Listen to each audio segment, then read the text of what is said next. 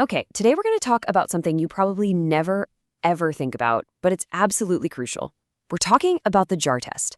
It's this surprisingly simple lab procedure that stands between really gross, murky water and the clean, safe stuff that comes out of your tap. It's the secret behind one of the most important processes of modern life, so let's get into it.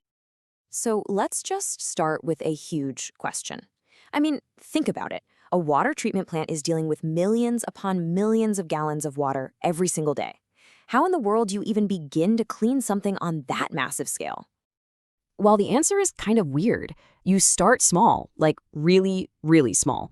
The whole secret to purifying millions of gallons of water is figuring out how to perfectly clean just one single liter in a glass jar. And that's the big idea we're going to unpack. To really get the solution, we've got to understand the problem first. So why does dirty water, well, stay dirty? It's not as simple as just waiting for the gunk to sink to the bottom. It's actually a bit more complicated than that. Right. The bad guy in this story is something called colloidal stability. We're talking about these impossibly tiny particles of dirt and gunk that are so small, they're pretty much weightless in water. But here's the real kicker. They all have a slight negative electrical charge. So you know how if you try to push two magnets together on the same side, they push each other away? That's exactly what's happening here. These little particles are constantly repelling each other, and that force is way stronger than gravity. So they never clump together, they never settle, they just hang out forever, making the water all murky. So how do you fight that invisible force field across an entire reservoir? Well, you don't. You do something way smarter. You build a tiny little replica of the whole treatment plant right there on a lab bench. And that brings us to the hero of our story, the jar test. At its heart, it's just a simulation. The whole point is to try out a bunch of different chemical recipes in these little jars to find the one single formula that works best before you go and pump thousands of gallons of expensive chemicals into the main water supply. All right, so the process for beating that colloidal stability is this brilliant three-step takedown. It's all about systematically convincing those stubborn little particles to stick together so gravity can finally do its job. First up, the opening move. It's called coagulation. This is the chemical shock and awe that gets the whole party started. See, coagulation is all about neutralizing that charge. You add a chemical, something like aluminum sulfate, that's just full of positive charges. These positive ions flood the water and immediately cancel out the negative charge on all those little colloids. Remember those magnets pushing each other apart? This is like flipping one of them over. All of a sudden, that repulsive force is just gone. And for the very first time, these particles can actually bump into each other. Okay, so the particles aren't angry at each other anymore. Now what? Well, we move on to the next phase, flocculation. This is where we start playing matchmaker. Now that the particles can actually get close, you need to encourage them to meet up and form bigger groups. So flocculation is just a really slow, gentle stir. Think of it less like a blender and more like a slow dance. This gentle motion is just enough to get those tiny neutralized particles to collide, stick together, and start building these larger, heavier clumps that you can actually see. We call those flocs. After all that chemical wizardry and careful mixing, the final step is just beautifully simple.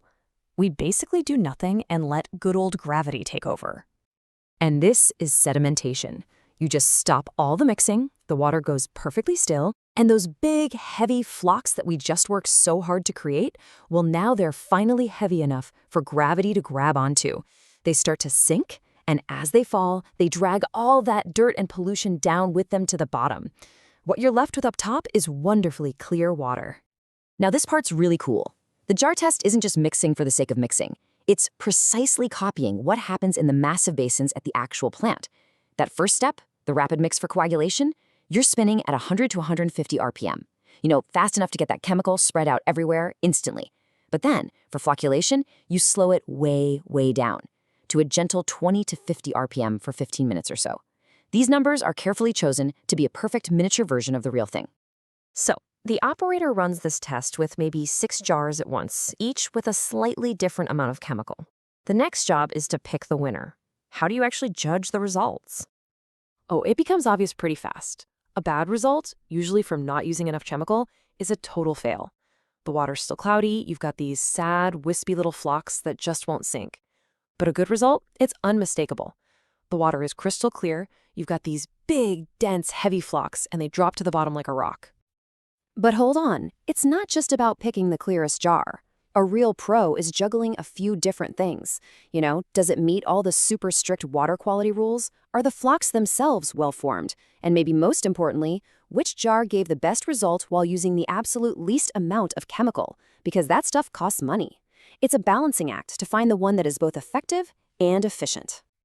And after looking closely, the operator finds it. Let's say for this particular water, on this particular day, the winning recipe is 25 milligrams per liter. That's our magic number. And now for the really cool part. How do we take that winning recipe from one tiny little jar and apply it to an entire city's worth of water? This is where we scale it all up.